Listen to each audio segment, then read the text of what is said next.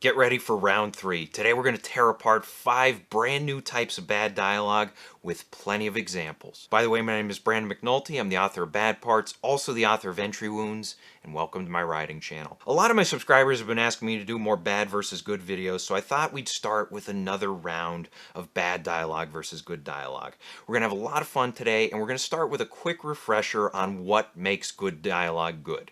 And there are 3 things here. The first one is that good dialogue sounds natural and appropriate, and this is in terms of the character speaking it, the setting in which it is spoken, the tone of the story, and also the current situation in the story. And you have to remember, different stories will require a specific type of dialogue.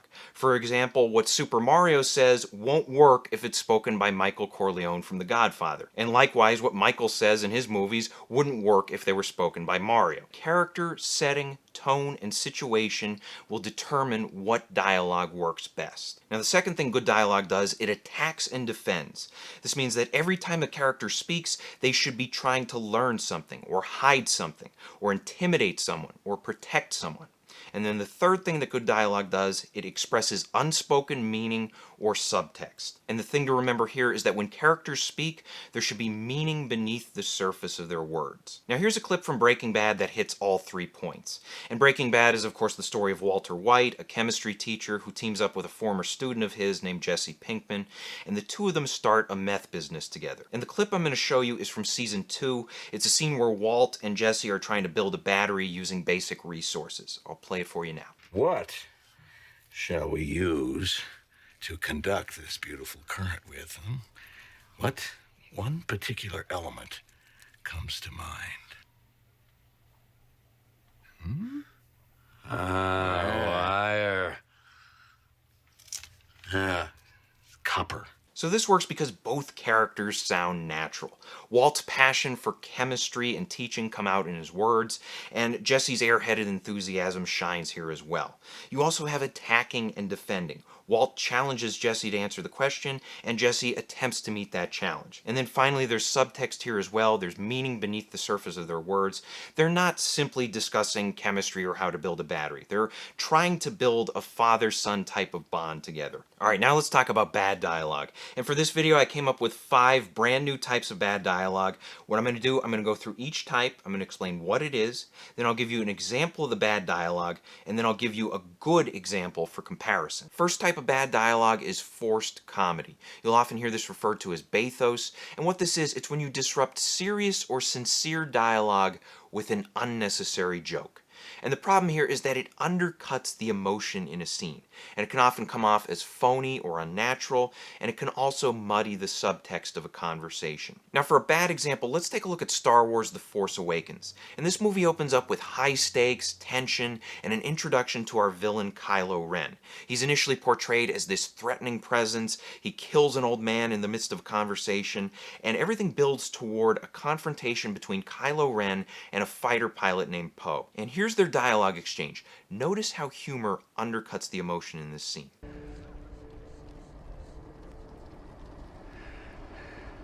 So who talks first? You talk first? I talk first? The old man gave it to you. It's just very hard to understand you with all the Search him.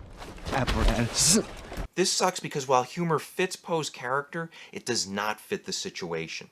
The humor undercuts the severity of the scene, and remember, this movie opened up with tension, high stakes, and death. A lot of dark stuff, but the humor betrays that tone. The writers get cute here when they should just let the tension ride. We're only a few minutes into the movie. We don't need a breather from the tension just yet.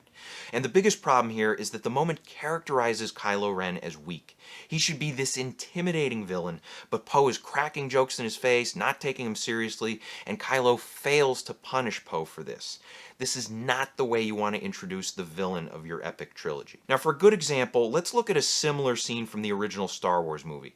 It's roughly the same scenario. Here you have Darth Vader confronting a rebel about the stolen Death Star plans. I'll play it for you now. Where are those transmissions you intercepted? What have you done with those plans? We intercepted no transmissions. This is a consular ship. We're on a diplomatic mission. If this is a consular ship, where is the ambassador? This works because it's sincere. It fits the characters and the situation. Remember, this is not the time for comedy. This is a serious intro scene for the villain. And it also attacks and defends here. Vader demands answers, the rebel lies, then Vader calls out that lie before punishing the rebel. And the best part here is that this characterizes Darth Vader as strong and ruthless. He's a threat we should take seriously. Second type of bad dialogue is info dump dialogue. This is where you have characters spilling info related to backstory, the plot, or world building. And it's a cheap and lazy way to convey story details, and it often sounds long-winded and unnatural. Now, for a bad example, let's take a look at Troll 2. If you haven't seen Troll 2, it's a legendary 90s movie about a family that gets trapped in a small town full of hostile goblins. And early on, we meet the family on the eve of their vacation, and we get a clear sense that they're about to go on a trip. Then the teenage daughter invites her boyfriend along, and she info dumps all the vacation details to him. I'll play the scene for you now. Where are we going? Nilbog, a wonderful half-empty town. It's an exchange. A family from the country is coming to live here, and we're going to live in their house. Oh, Elliot, it will be wonderful. You and me, in the woods. So this sucks because it's stilted, unbelievable speech. This is not how a teenage girl talks. This is not how any human being talks. It also sucks because there's no attacking and defending. The boyfriend just absorbs the info dump. He doesn't ask for more information. He doesn't press her on any details. He just absorbs. And then another problem here is that there's no subtext here. She's just dumping information. She's not hiding anything. And I feel like she should be hiding something because this whole trip is kind of weird. I mean, there's the whole family exchange. I feel like a teenage girl should be embarrassed by that. She should be holding back about it. Now, for a good example, let's take a look at the Stepford Wives. And this is a movie about a family that moves from New York City to the mysterious town of Stepford. And shortly after moving into their new house, the wife and husband have a conversation about their recent move. We get an info dump here, but pay attention to how the writers deliver that info in a tense, interesting way. What do you suppose the people are like here? Friendly. That was a good casserole she cooked. Why did we move? We both agreed it was best. I mean, it's best for the kids. And, it's best for you. You know, I mean, you got more space here. You make yourself a dark room. It was time to move. You know, I got a terrific deal on this house. So this works because it sounds like an authentic husband-wife conversation. It's a low-key argument. And it also works because the info comes out naturally while the characters are attacking and defending one another. The wife attacks their decision to move, and then the husband has to defend it. And there's subtext here as well, and the subtext is that there's marital tension. He wanted to move here, but she didn't. Third type of bad dialogue is cartoonishly evil dialogue. This is when villains say cheesy things, or they discuss over-the-top plans, or they even label themselves as evil. And it makes your villains look shallow, brainless, or unrealistic. And usually this type of dialogue sounds unnatural. Oftentimes it lacks subtext because you have these villains who are just, they're all about destroying the world, and there's no real deeper meaning there. For a bad example of this, let's take a look at Batman and Robin. And this is the one where Mr. Freeze and Poison Ivy team up in order to battle George Clooney. And this movie is full of memorable lines, a lot of funny moments in this movie, but I want to focus on the scene where Poison Ivy convinces Mr. Freeze that his wife is dead and that he should destroy the world. And I'll play bits of this scene for you right now. Where's my wife? There was nothing I could do. Batman deactivated her. The blood will freeze in my hands. Why stop there?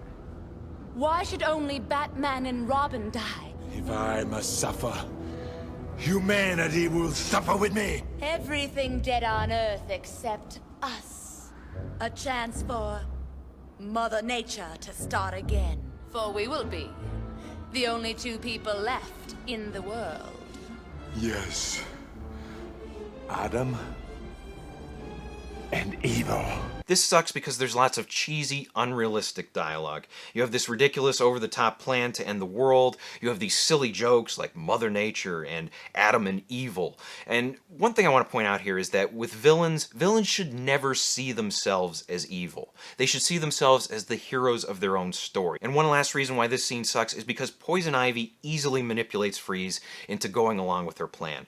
She attacks, but he doesn't really make much of an effort to defend. He's just, one moment he's all about getting revenge on Batman, then she's like, oh yeah, we should just destroy the world, and he's like, yeah, let's do it. Now for a good example, let's take a look at The Dark Knight. If you remember, in the second half of the movie, there's the hospital scene where Joker corrupts Harvey Dent and encourages him to become a criminal. Pay attention to how Joker manipulates Harvey by attacking his identity and appealing to his obsession with fairness. When you and Rachel were being abducted, I was sitting in Gordon's cage. Your man. Your plan. Do I really look like a guy with a plan?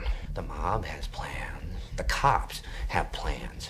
It's the schemers that put you where you are. You were a schemer. You had plans. And look where that got you. Introduce a little anarchy. I'm an agent of chaos. Oh, and you know the thing about chaos? It's fair. So this works because, first of all, it sounds natural. It sounds natural in terms of the characters speaking it, as well as the situation. Second, it attacks and defends. Joker uses his words to disarm Harvey before attacking Harvey's identity and appealing to his intelligence, emotion, and desire for fairness. And a couple other things I want to throw out here with this scene. The characters don't label themselves as evil. Joker considers himself this enlightened agent of chaos, and Harvey simply wants what's fair, what he believes is fair. Fourth type of bad dialogue is when you have a jarring change of subject. This is where you have a clumsy and noticeable shift in a conversation. Character tries to change the subject, and instead of doing so in a smooth way, they draw attention to the dialogue. They break the reality of the story. And oftentimes this happens because the scene is being rushed or the scene was poorly planned. For a bad example of this, let's take a look at The Room. And this is, of course, the tragic story of a guy named Johnny. He's caught in this unfortunate love triangle involving his girlfriend Lisa and his best friend Mark. And about midway through the story, Johnny is accused of hitting Lisa. He's torn up about this and he looks to vent his emotions on the roof of his apartment building, but that's when he bumps into Mark. And I'll play the scene for you right now. I did not hit her. It's not true. It's bullshit. I did not hit her. I did not. Oh, hi, Mark. Oh, hey, Johnny, what's up? I have a problem with Lisa. She said that I hit her. What? Well, did you? No, it's not true. Don't even ask. What's new with you? This sucks because you have clunky transitions from one subject to the next.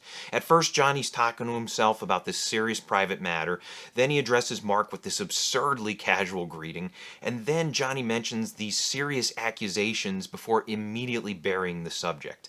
There's an unnatural progression here, and the flow of information is backwards. Usually you have a mundane subject that works its way into a more important subject, but here you start with the important stuff and then it just gets buried along the way. Ideally, you would want Johnny and Mark attacking and defending one another until the important details spill out, but that's not what we get here, and it ends up being unintentionally hilarious. Now, while you usually want to avoid a jarring change in subject, sometimes it can be used strategically for shock value or humor. And for a good example of this, let's look at an early episode of Seinfeld. This is the one where Jerry and his friend Elaine agree to sleep together as part of a friends with benefits deal.